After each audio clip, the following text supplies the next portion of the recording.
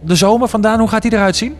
Ik hoop met heel veel optredens en door het hele land. En nou ja, gewoon af en toe lekker even naar het strand. En nou ja, wel gewoon ook werken, in de winkel aan het werk. En schrijven, vooral leuke nieuwe liedjes schrijven. En, ja, dus dat is mijn zomer, denk ik wel. En als ze je dan willen boeken voor een leuk optreden, waar kunnen ze dan terecht? Nou, dan kunnen ze terecht op mijn website www.zangeresdaan.nl. En daar staan allerlei contacten en voor boekingen. En er staan ook hele leuke foto's en clips en van alles. Dus, en de Twitter en Facebook icoontjes staan erop, dus daar kunnen ze ook naartoe. Ik ben hele dagen nu met mijn telefoon in mijn hand voor Facebook en Twitter. En wat ik altijd tegen mijn dochter zei, Yes, niet zo op je telefoon de hele dag. Nu zeg ik tegen mijn dochter, ik ben even op mijn telefoon hoor, Yes, sorry.